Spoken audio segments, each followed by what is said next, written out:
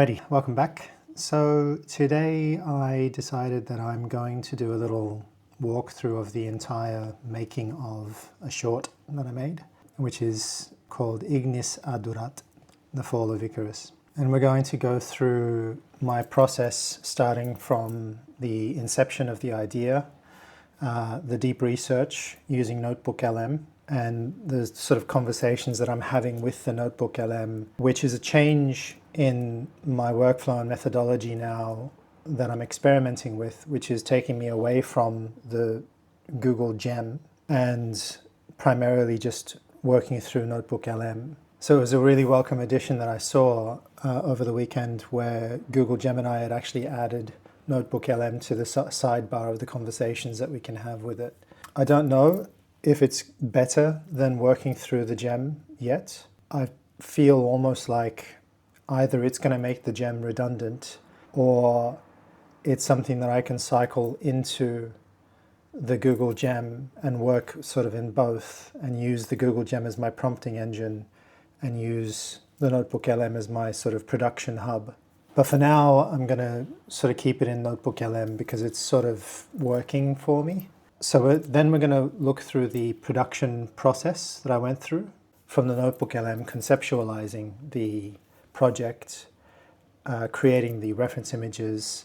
I have moved away from flow to adopt a multi-model workflow. And for this one, I used specifically two models, which is partly dictated by the fact that I was doing it as a Google Flow weekly challenge on their Discord platform. But I knew that I would hit a wall with a few shots that I really wanted.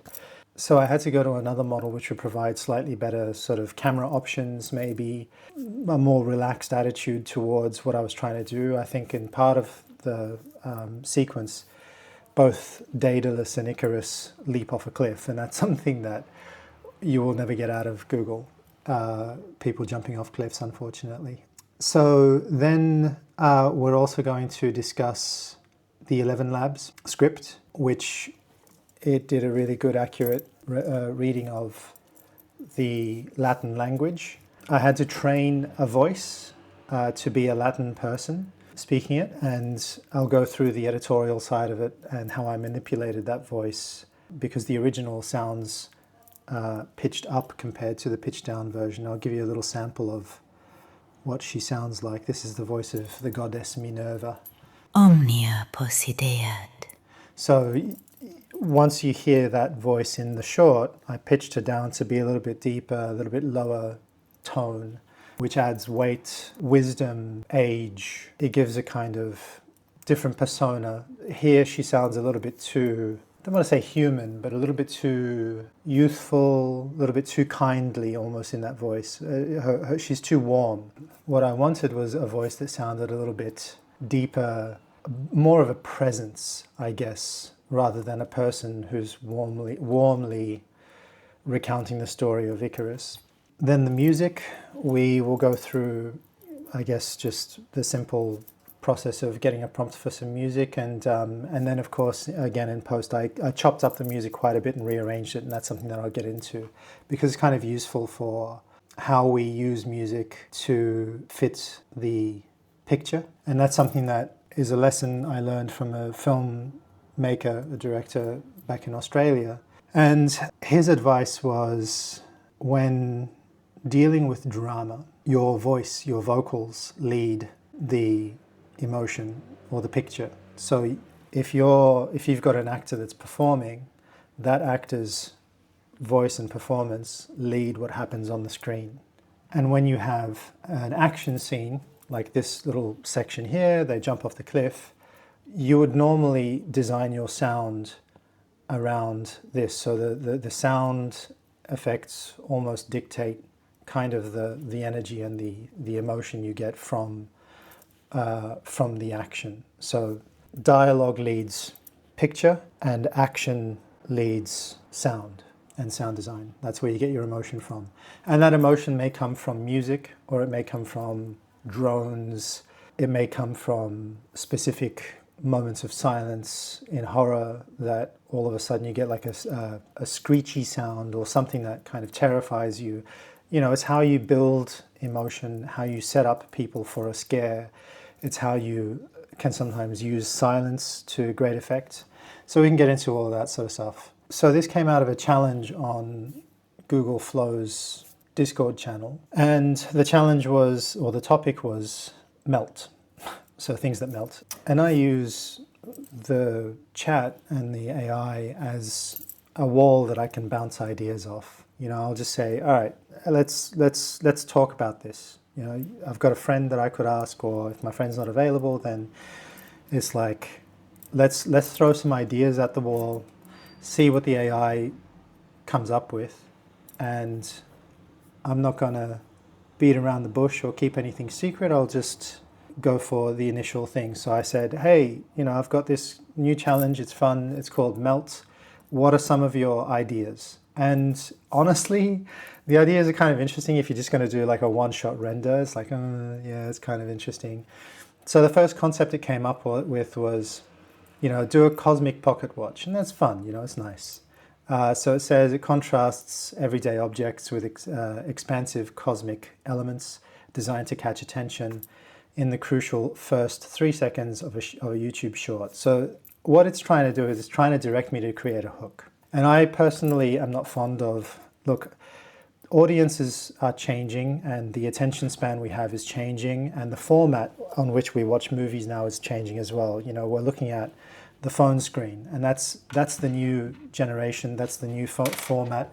We can watch it anywhere, anytime, any place, on the tube, you know, sitting in a waiting room, from the comfort of your own sofa. I don't think people are going to the cinema as much as they used to anymore. And so what's happening is the YouTube short system says, give people a hook, give them something to stick around for and anticipate. And then you can kind of try and explain your setup in as short amount of time as possible, and then give them the glory, you know, to finish on. And that's like, if you want to go into story structure, okay, so every story that we have to tell has already been told in some way, shape or form. There is nothing that is considered to be a new story, okay? Everything is formulaic, and the research or the science of storytelling is essentially now just a formula that Hollywood follows. And if you take the formula for, let's say, a rom-com, okay? Standard rom-com formula is, so it's basically like guy meets girl, guy loses girl, through some ridiculous situation or series of events that are usually unbelievable or unjustifiable in the normal world. He gets the girl back. It's sort of zero to hero, loses hero, gets hero, and live happily ever after again. And that's your standard sort of rom-com thing. If you watch a lot of the rom-coms, you're like, oh man, this is so dumb, like that would never actually really happen, right? But it's a rom-com, and it uses something called movie magic. And I don't know if this is like a visual thing, but essentially, if this ridiculous series of events has led to the girl reacting in a positive way, then you have visually validated the intention of... So the ideas that it threw out were as expected from an AI response. You know, the AI is only going to be as good as the information that you feed it initially. So I gave it a very sort of broad, this could be about anything. So it gave me some very broad, oh, well, here are some, you know, logical next best steps that would represent something to do with the topic melting, right? And so it came up with this thing. And then it sort of says, hey, try this prompt in Veo. We're going to do like a single shot. It's a macro shot of an antique brass pocket watch resting on a rustic oak table. The metal and glass of the watch begin to liquefy, melting smoothly into glowing and swirling pool, blah, blah, blah. So I just thought, well, it just sounds so like everyone just does these, and there's nothing interesting in this. There's no story. There's nothing, you know, it might be a visually cool concept, but I want to make something that's worth watching and worth making. I don't want to just burn credits on random 8-second long clips of something that looks cool. Maybe for the ASMR audience, that's something to consider, but I don't think that's what I'm about. But it's still useful, right? It's still useful because it's a sounding board. You throw it out there, it comes back with something, and this is a really interesting psychological kind of thing as well, is if you can't decide between white and black, or up or down, or left or right, and someone says, and you ask someone for advice, and you say, do I go up or do I go down? Do I go left or do I go right? And do I do the other? And if that person says, oh, you should definitely go up, and if at the back of your mind, you decide, you know what, up doesn't really sound good to me. I'm really not feeling up myself personally. I'm going to go down instead. That's a kind of an interesting psychological thing that you can do when someone asks you for advice. It's like, I'm going to tell you exactly what you're going to do. You're going to go up. And the minute that person hesitates, it's because they've already made up their mind. They just need the validation to decide, do I go up or down? And when you say to them, you must do this, and they, at the back of their mind, just go, you know what, I'm not feeling up. They've made up their mind. They know that they're going to go down, they just need a push. So what I started to do is, I got my, do I want to go up or do I want to go down answer? And the answer was, I definitely don't want to go down this road. I wanted a little bit more. So I started thinking, well, what are the things that I'm interested in? You know, I'm interested in like prehistoric times. I like mammoths. I like dinosaurs. I like things in history. And I started to think, okay, well, what about like, if we're going to go down this road, maybe I do like a mammoth thawing from the ice, you know, from the permafrost in some cold climate region. And then I thought, I mean, it just sounds, again, like, okay, I can make some nice visuals, but I need to tell a story. There needs to be a story. And so, of course, we came up with something that I'd forgotten about, which is the story of Icarus, which I'd heard a long time ago, and how his wings and feathers melted because of the heat of the sun. And it's a story about hubris and pride. And it's where the phrase and saying comes from. When someone experiences an epic fail in life, it's because you flew too close to the sun. And that's essentially what that saying comes from. So I just thought, okay, well, again, just hit me with like just some ideas. Yeah, this was the permafrost idea. So it actually tried to kind of write a bit of a script as well. And that's not a bad thing, because I was kind of sitting there thinking, well, how do I even start this? But it's an evolution of process. It's an evolution of ideation. It's how we kind of need to. You get a screenwriter's room, and you've got a room full of creative people sitting around saying, what if this, what about this? And you get a whiteboard, you write down all your cool ideas, and you start to strike off the ideas that, you start finding and molding the story. And that's kind of the equivalent of that. It's like, all right. And again, it's part of that. Do I want to go down this road? Do I not want to go down this road? Do I like that idea? And it's sort of like, oh, I kind of like that idea. I think I can work with that, you know? Yeah, so then it gave me sort of three concepts, which was a Greek concept, a Jewish folklore concept, and a Norse myth. And these are three stories that I'm going to pursue in the format that I did with Icarus. So I've done Icarus and I've demonstrated that one now as a short. You know, and I absolutely love mythology. There's one story that I do tell to my friends whenever we meet up in person. I'm like, hey, do you want to hear a cool story?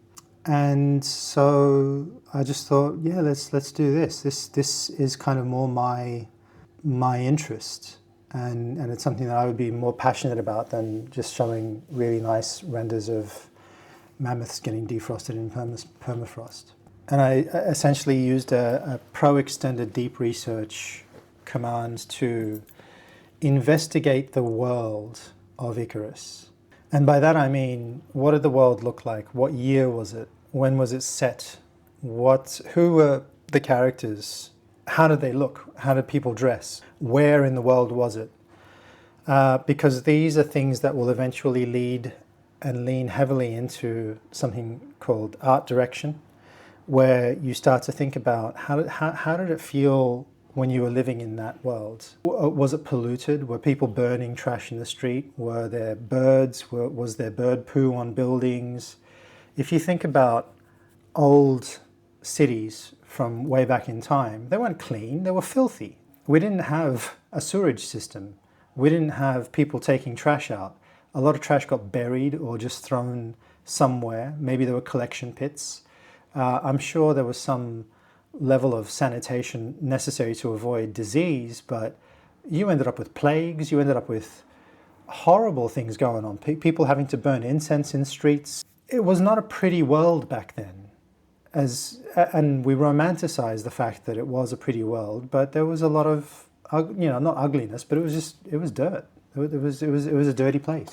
So that's the deep research, and as I mentioned before, I'm doing it all through a NotebookLM process at the moment because I'm finding that actually it's kind of working interestingly well. And on the topic of the NotebookLM, I ended up finding a lot more literature and did a lot more research. So and this is interesting, that running your NotebookLM through your chat in Gemini will link the conversation directly into the NotebookLM. So it almost starts to build a self-feeding or circulating information loop with your chats. So I found a number of sort of stories. I found a poem that was written by an English person, I can't remember, like 1800s. And I found the original mythology, the story, which was written in Latin. Well, okay, so there was an original story, but the most famous story of Icarus is something called the Latin Ovid, written in Latin. So I wanted to preserve the truth and original nature of the story, keeping it, or at least the most famous version of the story, keeping it in the Latin language. And from that, I knew that I had a certain time frame that I needed to be working to. Maximum 3 minutes, minimum 1 minute. And I went for 1 minute because I think that seems to be about as long as you're going to hold someone's attention on a short, honestly. Unless it's truly epic, I think a minute is roughly how long you've got before someone just goes. Then we go into the film production chats, which I do in Gemini. And I decided to start splitting these up because if the chats start to get too long, especially if you mix too many things into the chats, like, oh, I have this really cool idea about this, that, and the other, and then give me a prompt for it now. And then, oh, actually, let's go off on this direction. I've said it before in a previous video somewhere that it's like calling a dog from too many places in the house, like too many voices, and it starts to have more difficulty directing its attention to just one task. So you are just prompting for this. You are just researching that. You are just doing this. So each one of those processes ideally just gets split up to keep it focused and on task. And I might end up actually having to do this sort of shot by shot. Okay, so it's like, let's develop this shot because I'm finding that actually through the process of doing the art direction side of things, which I'll get to, I'm having to really nail down every minute little detail of the art style. Then audio and score. So while things are rendering, I'm thinking about, okay, so what does the audio sound like? What is the score? So, when you're just sitting there waiting for the render to happen in the background, I'm either just jumping into a little edit session, doing a little bit of music. I might sort of start thinking about the voiceovers, the script, or prompting for the next shot. What's the next shot going to look like? What do I need to be able to do this now? So I'm kind of jumping around a few tasks simultaneously because I'm just doing one shot at a time. So it lets me build it out as I go. So I have my scratch, which is basically my voiceover. Scratch is also a term used for audio recording, dialogue recording. So for some reason, they just call it scratch. Then you've got your music and score, which I made in Suno, and AI technology is what it filed it under. So these are all of my prompting guides. And I want to highlight this one here on the left. Prompt revision for NSFW filter. I actually got so fed up and frustrated with the not suitable for work stuff that I had an epiphany. I just thought, well, why don't I actually just get deep research done by Gemini on Thinking Level Extended Pro, whatever, and just say all my renders are getting cancelled for not suitable for work. I can't use any word. I can't actually get anything out of flow. Can you go through all of those ridiculous policies and what's not allowed to say or do or prompt, figure out the semantics even of, I can't say the word strap within the same sentence as the word body because it's sexualized. So, okay, basically get me a legal team of the best lawyers in the world to figure out how the hell I can just construct a single prompt that gets me the shot that I want. Because I'm not asking for anything like that. I just want someone to get strapped in to a harness with wings on it. So that's my little vent and frustration. So yeah, so I've got a number of sort of things that I'm having to actually put into this just to help me engineer a prompt for the shot that I want. And I think that's a step forward that I made in actually getting some progress, because it just felt like I was rendering over and over and over again, and every single thing was getting rejected. And honestly, it shut me down for a long time. I actually canceled doing one project, and it was something that I'd spent months on. I had to cancel it because I just couldn't. I couldn't use Flow anymore. I couldn't use Google anymore. You know, they killed it for me. So this is the only way that I could get around that. So I think that's about enough on the Google LM, the Notebook LM, and the process that I go through there. So we're going to move on to the actual project space. As you can see, I'm using the Higgsfield canvas. And before I get into the nitty gritty, I found it really interesting. I literally had just released this, and then I saw late at night a guy released a video called The Trials, which is a 30-minute long AI-made movie. And I didn't watch it all because it was 4 a.m, but I watched certain portions of it, and I just thought, wow, you know, this is crazy good. And it's interesting that he used something that's starting to become more popular, and I think it's becoming, yet again, the new meta. Here's what everyone's jumping onto now. So he's using something called InVideo, and this is actually, InVideo is going to be an interesting test for me, because you know, I'm quite happy and proud of the result that I got from this canvas workflow. It gives me the granularity and the control I need to be able to design shots, and that's what I like. I like designing shots. I'm into sequence creation, and I like to figure out and solve the problems of the flow of the scene. Where do we go from this place to the next? How do we stay on the line? And that's line of action, something I'll get into here as well because it's important. You know, it lets me on a granular level figure out the look of the place. Breathing life into certain shots, like adding birds and nature, is important. Thinking about stuff like atmospherics, sea spray. We'll get into all that. The InVideo thing, just to finish on that, is apparently it's got an agentic workflow where I reckon if I just get a base 1 month membership, if I feed it the script that I came up with for Icarus, I'm going to see a comparison to see if, you know, can this actually do better than me? Can this produce something better than I can? Granted, let's say it took me 5 days to make Icarus. If this thing can do something nearly as good, better, then I'm cooked. You know, I'm going to be forced to have to use a better solution if it can. It may arrive at the same conclusion, let's say, and it may take just as long. It may take less work. It may require more fiddling. I'm not sure. So I need to see how this behaves compared to my granular node by node. I'm going to put piece this thing together. I'm going to make mistakes along the way. I'm going to burn my credits, but I'm going to see how the two compare on the same project and see what the results are like.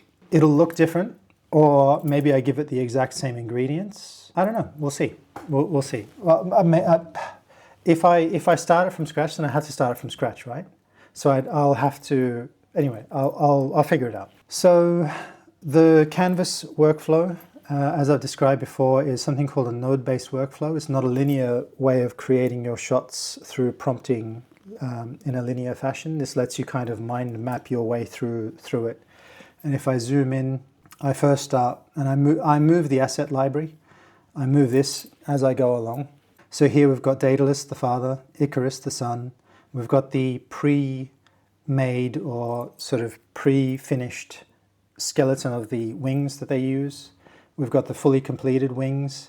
We've got Daedalus wearing the wings, Icarus wearing the rings, a Minoan ship. Minos was the king who imprisoned Daedalus and Icarus, which is why they designed the wings to fly away to their freedom. And then we go into shots where I start to build the environments.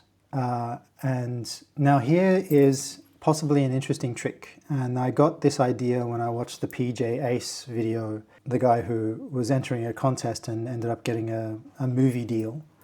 So as you can see, I went for an extremely wide aspect. So normally, because this is a vertical 9:16 phone format, your TV or laptop or YouTube, standard YouTube is going to be 16:9. So take your phone, that's vertical 9:16, flip it sideways, it's 16:9, right? Now 21:9 is your phone, just make it longer, either side. When you do that, I've discovered that you can get more range out of your camera moves because it doesn't have to invent new stuff without context, without too much context. So you can at the very least be able to get a front shot, a 3/4 from the left, a 3/4 from the right. You might be able to cheat an over the shoulder. If two people are sitting on the left and the right of the room, you might be able to cheat something from right looking left, frontal. You might be able to cheat something looking left to right at the other person on their front, maybe. But that's stretching it a little bit. But this is just to get us a little bit more environment. And the next test I want to do with that idea is I want to go fisheye. Put it in on a super wide angle where you expose so much of the environment that you almost got half the, from this. If you could see out the sides of your head, you would be seeing what's over there and what's over there, which should hopefully get us into a world where we can get those, consistency in environment, looking this way and that way. The nature of the lens being so heavily warped, though, may break the render. It may look weird, or it might work. I don't know. It's something I need to check and test. So we're going to go through, so that's my little discovery on environments. I've got my initial shots. This is the initial idea that Gemini actually gave me in the chat through the research documentation and the ideation process. And I kind of liked it, but it was missing something. And I'll go to some of the original, have I got the originals here or did I lose them? Oh, they're over here. So this is actually the original here, right? So what it was doing was it was saying, let's put some feathers next to a bubbling pot of wax next to a fire because it's still adhering to the original instruction. And your results are only going to be as good as your prompt or your instruction and the information that you feed it. And this is fine. But if I go back earlier, we go through a process of discovery where this was the original. And I'm like, okay, it's kind of interesting. The pot's a bit small. That looks like a modern pot where they've actually studded the handle into the pot itself, but it's a bronze pot. Lovely little pictures. But there's something about art direction that while this is a nice metaphor and a nice way of explaining what the topic of melt is, that was the instruction. Now we've gone from instruction to proper storytelling. So what are we trying to achieve here? Are we just trying to do a cool shot for the melt contest, or are we trying to explain that there's more going on in this world? What we ended up with was I was really happy with that as an environment, and what I wanted to put life into it. And actually it's twofold. What I actually wanted as well was to have a foreshadowing that the feathers next to the fire, I actually asked the model to put smoke on the feathers, and I asked it if it could actually start burning the feathers, because that is something that we call foreshadowing, where you foreshadow something at the beginning that will happen later on. An omen. The moon eclipses the sun and the world turns dark. That's foreshadowing. Something bad is coming. So okay, so we foreshadow the feathers starting to burn, and it's such a short shot in the short, it never reads, but there's a bit of smoke coming off them. And we see Icarus fiddling with his rig. You know, he's sort of they're building it. This one here, obvious choice. It's going to be Daedalus tying the feathers, and you know you've seen what the shots look like in the actual render. They're quite, you know, I render them long and I pick out the bits. You can see the smoke on the feathers here, which don't really read in the short. And there you go. You can see all the red X's are all the failed renders because, you know, fire is not suitable for work. Then I finally decided that there was a good version of the wings being done. So all these kinds of shots, anything that is drama, anything that is performance, anything that is, you know, human interaction, is perfectly fine to do in VO 3.1. And then what I decided was that Sea Dance would become my stunt crew. Sea Dance are my stunt. They're my action department. They do crazy cameras. They won't hold back throwing someone off a cliff with wings on. I got some great shots out of Sea Dance for that. Performance, realistic looking people, fantastic acting, I have to say, all came from VO. That's where the model shines. If you do drama, if you do action, go to a different model. That's just where I'm going to leave that. Nano Banana, obviously, setting up my main location, which is the tower. Now, I ended up changing the design of the cliffs later on. So you've got more roads and you've got more. It's not as high up in the sky as the other ones are. But again, such a short thing that you sort of see the tower, you see some ships in the bay, you don't really register that there's roads and other things going on there. And even here, you kind of get away with it. And then because I did a pullback, you pull away, revealing the tower from the ships, you kind of get away with a little bit of trickery. So there is a fair amount of compromise and cheating that goes on in telling these stories, and I'll go through all of those things. Again, Act 2, they're up on the tower. I did a super wide version of the environment. So that the idea here was to be able to get the ships behind Icarus here. So I actually snipped out, I took a screen grab of a particular location to stick it behind Icarus's head, and that gave me this shot here where he looks down. And that was a nice little performance bit. And he starts talking, which is not what I asked for. So I went with that one because it's such a short clip, or such a short little movie montage, that it worked for the line, the fire will scorch or melt the wax. And that's when he kind of looks down, because he was starting to get excited. You know, he's excited, and then he's reminded of the danger, and that's when his excitement is put out by his dad's words, as read by Minerva. So let's go into, I'm not going to go into every single node and every single shot and explain everything here. What we're going to do is go through just an example of the evolution of some of the environments and how I got there. So your initial prompt from the model is going to be your worst prompt. The first prompt is always going to be the worst prompt, and you have to kind of re-prompt and re-evolve the shot. So I don't mind this. It's fine, but it looks like you've walked into a TV shop and you've got those beautiful big color screen TVs with millions of colors, 4K everything, and it's too clean, pristine. It looks like a photo that someone took on their phone. It's blown out. It looks like I'm doing a tourist commercial. You know, come to our beaches. We've got old castles and beautiful seasides and blah blah blah. I didn't want that. I wanted something that is of the time and something that feels real, right?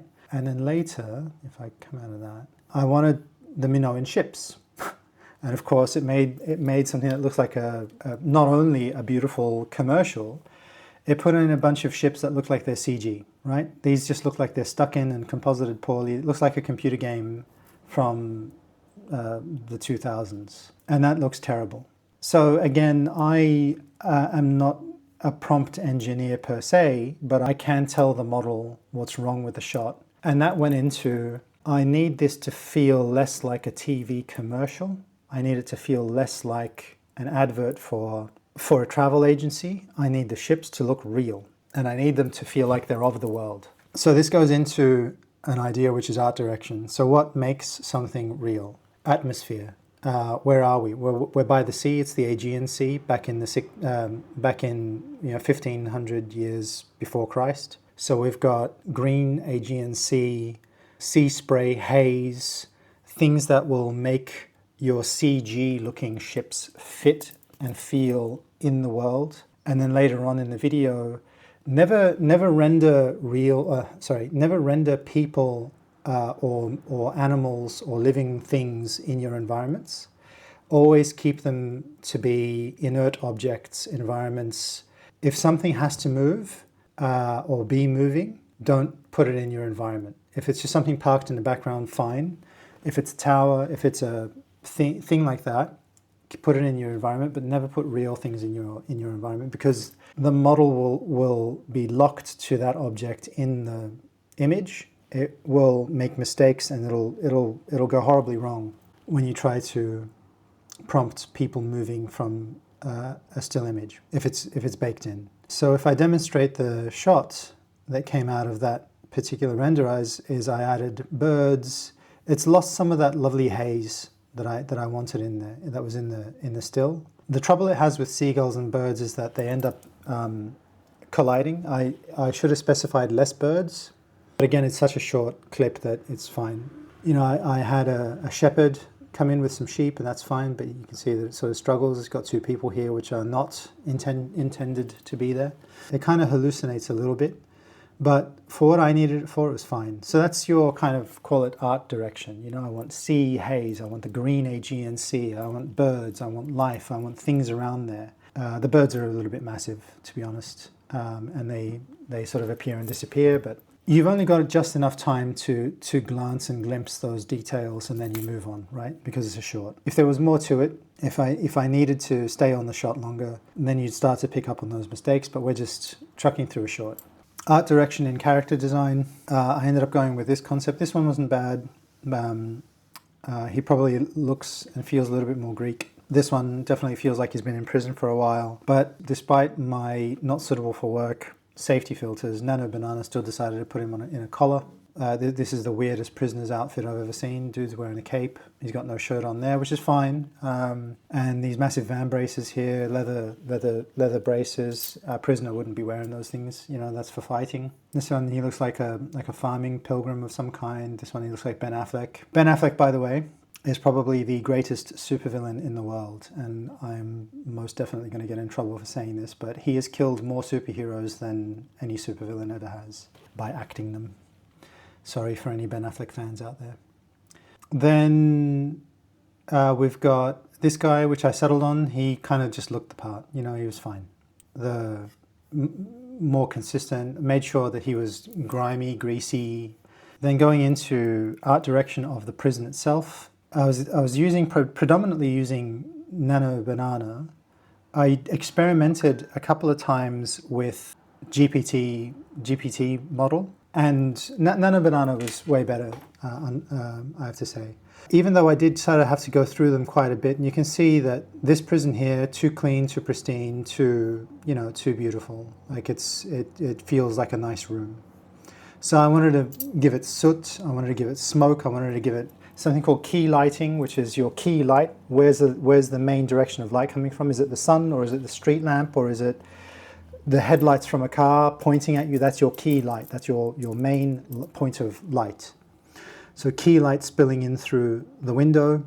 Other things, yeah, the hatch never got represented, but just in case it was necessary, I put a hatch in just to say that's how they got up on the roof. So you got to think about these things, dust, leaves blowing in the wind, birds, maybe off in the distance, the splash of a large fish or a whale or something. Just think about what do you see, hear, smell, feel, taste in these places, and just think about the location you're in. I smell the sea. It smells like seaweed. So, maybe I should have dressed some dark pockets of seaweed in the ocean as well. Wings, just developing those. The problem with those mega wide aspect environments, though, is that sometimes it'll spin your shot sideways. The way I am getting around that, and this is something that I'll probably chat about during the editorial phase of this video, is because I don't upscale here, I upscale in the edit. And because I bought the DaVinci license, I have an AI upscaler.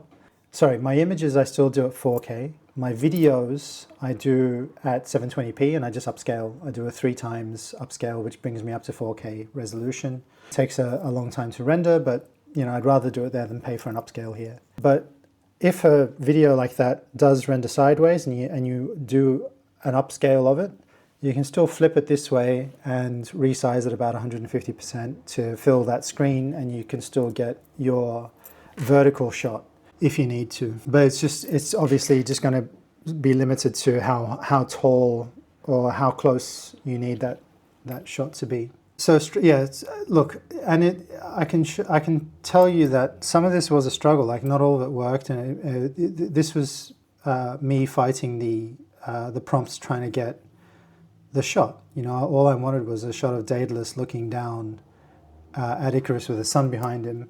So these are the images, and I struggled to get a lot of these right. You can see here that wide aspect thing is sort of that's fighting me at the moment, where half the shot here has got a sideways ship, this one here has got it upright, but he's side, like, it doesn't work all the time, but when it works, it's great, because it means that you get a little bit more confidence in which direction you're looking at. Eventually I did have to just go in and manually crop it myself. Then getting lots of establishes and angles and ideas of how and where the tower is on the cliffs, which differs from the ones before. Yeah, it starts to hallucinate different looking wings. So, trying to keep that consistency, that was, we'll get into that. So some of these were just not right. And again, this is like, dude's got his shirt off now. I mean, it gets weird, not gonna lie. So this idea here burned so many credits and tokens. I cannot tell you how difficult this was to get, and it's still not right. Basically what it was it's impossible to get essentially this here with him with clothes on, at least. Basically what I wanted was, I ended up using this shot here as the reference. I needed him falling from the sky down towards the ocean. It was meant to be just a direct top down from our point of view as he's dropping away from the camera. Yeah, so it's a shot that you'll see when Alan Rickman is thrown from the top of the Nakatomi building in Die Hard. There's another movie with Sylvester Stallone. I can't remember what it's called, but he's a mountain climber, and it's the classic shot of someone holding on. I think Lion King even do it. Mufasa taken off the cliff. So classic shot. You'll never get it in VO or any other model, because they don't want to show people falling off cliffs, and then it gets really weird. Like, I'm literally just I'm even trying to cheat the model, saying just put it on a grey background, have someone lying down on their back like this, and I can work with that. But no, you will never get that shot. So then I had to then add Daedalus as the concerned father. That's for something else that I've got brewing in the background now as well. But yeah, so I had to add one more shot at the end, which I'll get into in the edit. Might as well just move over there now. At the end of the short, once Icarus has sort of lost his feathers and wings, he's about to fall to his demise. We've established prior, let me begin this. So we've established a shot here where we see the concern on Daedalus's face as his son leaves him behind. His wings fall apart. Now, if I didn't insert a shot of his dad flying up towards him, it would have told the wrong story or the wrong message, that his father doesn't care. Okay, his father cares, so we need to see him at least making an attempt to fly up to be with his son, even though he knows if he gets too close to the sun, he'll die the same way, but maybe he can catch him or something like that. And that could have been an interesting little scene to explore. The failed attempt, falling through his hands, but I didn't want to get into that because it's complicated, and I think the model, showing two people falling from the sky is difficult, right? I just don't think I have the time to be able to actually get that, or I don't even think I would be able to get that properly. So it's just a little thing about messaging, right? Messaging in your edits. there's a lot of psychological or subconscious kind of messaging that you can implant, like the foreshadowing of the burning feathers at the beginning, and the kid in the background fiddling with his rig. Then adding life to this, adding the fact that it's a Minoan ship. Minos does not own the air, so this is the king that claimed everything at the time, but we established that he doesn't own the air. Feathers, flight, okay? Fly between the two. This is the story of the two of them. His dad teaching his son how to avoid the danger. And he says, if you fly too high, notice he's happy. I'm going to fly too high. His dad says the fire will scorch them. And that's where that's his father saying, pride begets the fall, right? That's essentially another place that phrase comes from. So this is cut back to him. Now, I had a different idea for this shot. And I'll admit, this is me doing a cheeky, I've got to get out of this problem that I've got. It's a great line of dialogue, very important to explain. And I cannot remember, I think this was going to be part of the flight montage. And maybe even, it would have been better to break up that flight montage. Put this shot, now that I think of it, I could have put this shot after them taking off after this shot. Maybe. So we could have gone, just for the hell of it, I'm going to take these shots and pop them in after the ship. Right? And we'll see how that changes the message. Okay? So, if you fly too high, the fire will scorch them, the wings. And then they can leap off. We go to the montage, he's like, wow, this is amazing. He's seen the proof, so he's going to take the leap now. And then we go to them leaving the island, escaping the Minoan oppression.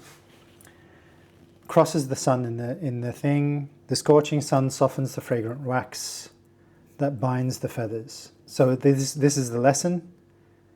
And we see them now flying at each other. That edit probably could have been more powerful than the one that I did. I think it probably would have been a slightly more effective way to tell that story, but so that's unfortunately the gift of hindsight.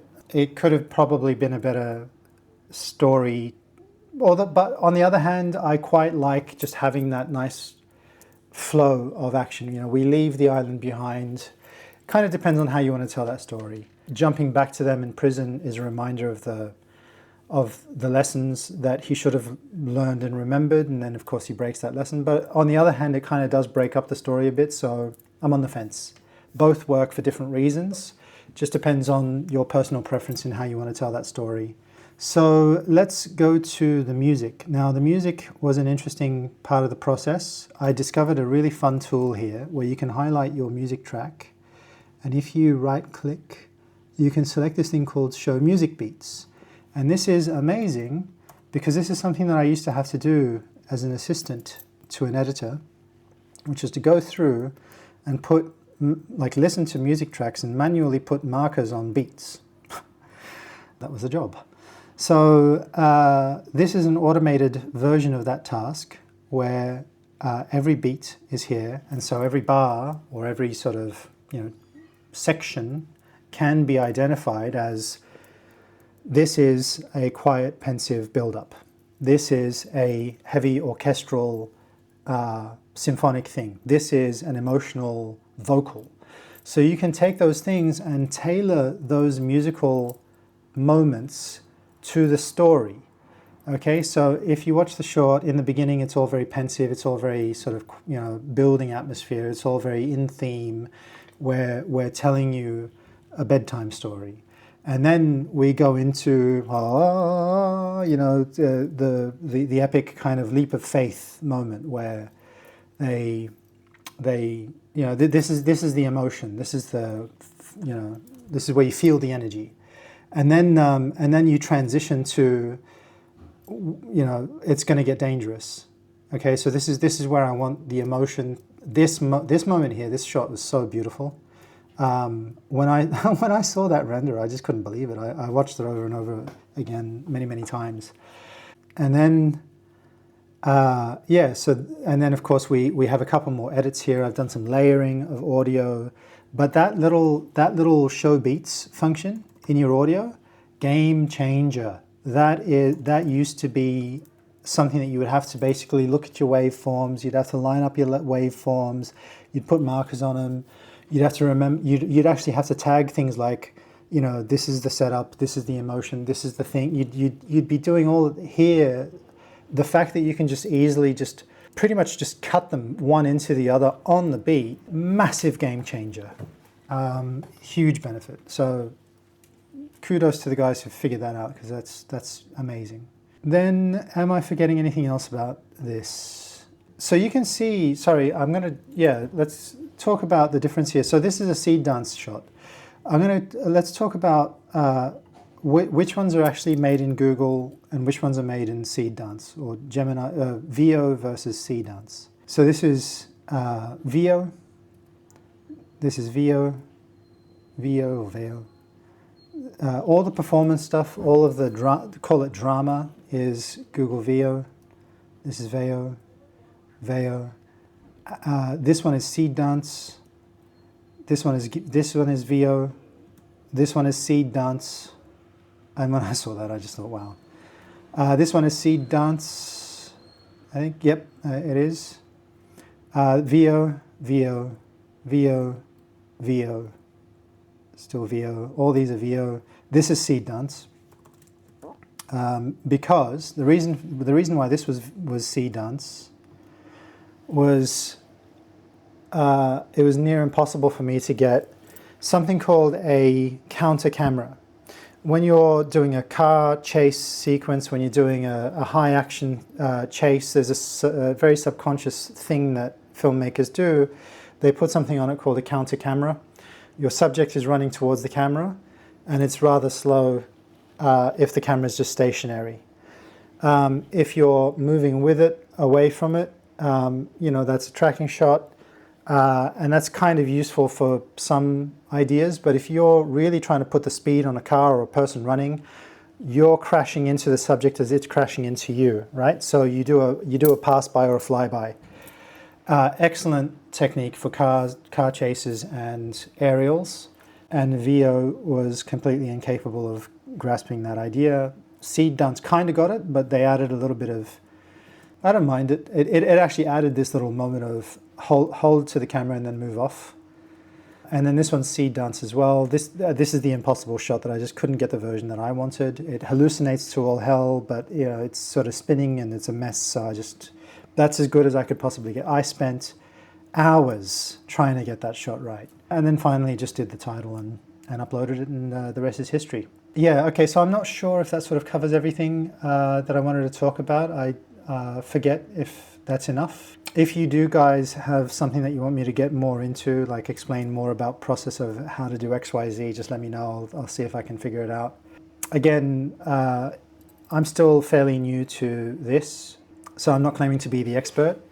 But what I am trying to do is just give you the full context of how I am doing these things, my approach, my workflow, where I'm starting to fall into a bit of a flow. Hopefully it's helpful to you guys to see how other people are doing stuff, at the very least, right? If that's all you get out of it, then that's great.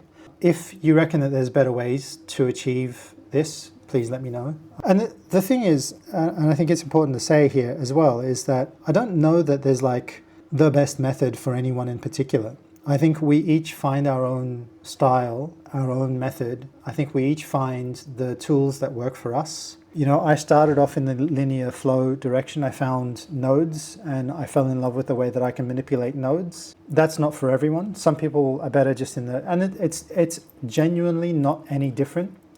If you do your storyboards and you render those through a system, if you get granular like me, I'm going to be playing with the in-video thing just to run a comparison, because that's interesting. And I'm really loving my little canvas here. But maybe in-video is going to offer me something that that I really like. Or maybe I'll hate it because it doesn't, because I can do better.